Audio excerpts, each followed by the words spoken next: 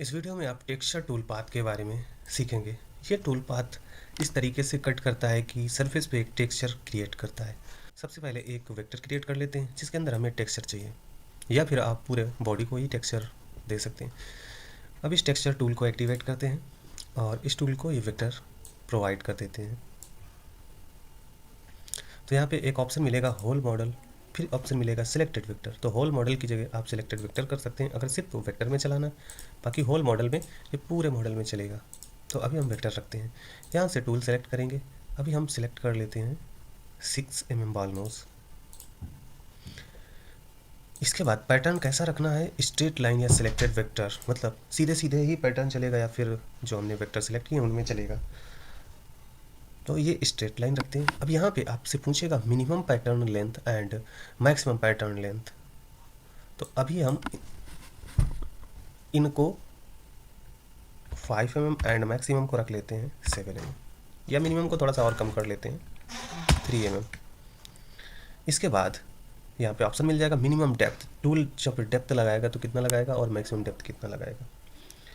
इसके बाद step over, एक कट करने के बाद कितना आगे जाएगा और कितना कम से कम आगे जाएगा, कितना ज़्यादा से ज़्यादा आगे जाएगा। तो ये स्टेप ओवर है। बाय डिफ़ॉल्ट ये सारी वैल्यू अलग अलग होंगी तो उससे एक मतलब रैंडम टाइप का पैटर्न मिलेगा। जैसे मिनिमम स्टेप ओवर हम कर लेते हैं 2, मैक्सिमम कर लेते हैं 4, और मिनिमम स्पेसिंग कर लेते हैं 2, मैक्सिमम स्पेसिंग 4। और इसको क्या अब इस टूल पाथ को हम सिमुलेट करेंगे तो दिखेगा एक डिफरेंट टाइप का टेक्सचर यहाँ पे बन गया। देख लीजिए, ये टेक्सचर कहते हैं। और अगर इसी टेक्सचर को आप एक जैसा ही रखना चाहेंगे उस सिचुएशन में, ये जो हमने वेरिएशन क्रिएट किया था इनको सेम रख लेते हैं। तो टॉप व्यू में चलेंगे, वेक्टर व्यू को ऑन करेंगे और इस रेक्टेंगल को यहाँ से हटा के इस साइड ले आते हैं। और एक और टूल पाथ क्रिएट कर लेते हैं टेक्सचर नाम का, ये।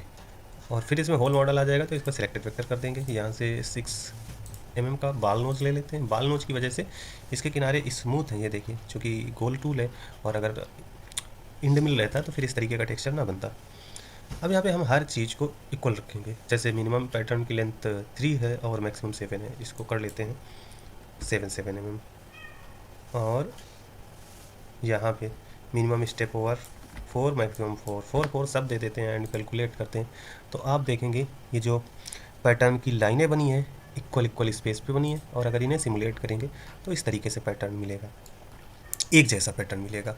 बट अगर एक जैसा पैटर्न नहीं चाहिए तो वेरिएशन कर लेंगे। तो ये आपके ऊपर है किस तरीके का पैटर्न चाहिए। अब देखिए यहाँ पे जो पैटर्न की लेंथ रखी है वो टूल के लेंथ से कम है। टूल के डाया 6 है, पैटर्न हमने शायद कितना रखा है, 4 रखा है, स्टेप ओवर, ये सारी चीज़ें। तो इनको थोड़ा सा और बढ़ा सकते हैं। इस पर डबल क्लिक करिए तो ये विंडो खुल जाएगी एडिट करने वाली। और यहाँ से इसको और ज़्यादा कर लेते हैं 10, इसे भी 10, और ये सारी वैल्यू इसको 10 रख लेते हैं एंड रिकैलकुलेट। इसके बाद पुराने पैटर्न को हमें इरेज करना होगा। तो चूँकि जब रीसेट करेंगे तो इस साइड वाला भी रीसेट हो जाएगा, सारी ही चीज़ें रीसेट हो जाती हैं। अब इसको सिलेक्ट करके इसे सिमुलेट कर देते हैं तो देखिए इस तरीके का पैटर्न हमें मिल जाएगा। बट इनके बीच में जो स्टेप ओवर है उसकी लेंथ ज़्यादा हो गई है। Right click edit. Step over क्या होता है, जैसे एक बार यहाँ पे कट करके गया तो इस साइड को आना, जो कि तो जो टूल यहाँ से चलने के बाद इतनी दूर पे आ रहा है वो थोड़ा और पास में आएगा। और एक काम और कर सकते हैं, यहाँ से मेजरमेंट टूल है, आप चेक कर सकते हैं कि यहाँ से यहाँ तक की डिस्टेंस कितनी है। तो डिस्टेंस लगभग 10 दिखा रहा है, मतलब ये स्टेप ओवर है। ओके, और इसको 5 करके फिर से कैलकुलेट करेंगे तो ये देखिए अब जहाँ 2 पाथ थे अब उसकी जगह पे ज़्यादा पाथ क्रिएट हो गए। अब पुराने सिमुलेशन को इरेज करके हम यहाँ से फिर से सिमुलेट कर सकते हैं इस तरीके से। तो देखिए वेरिएशन थोड़ा पास हो गया।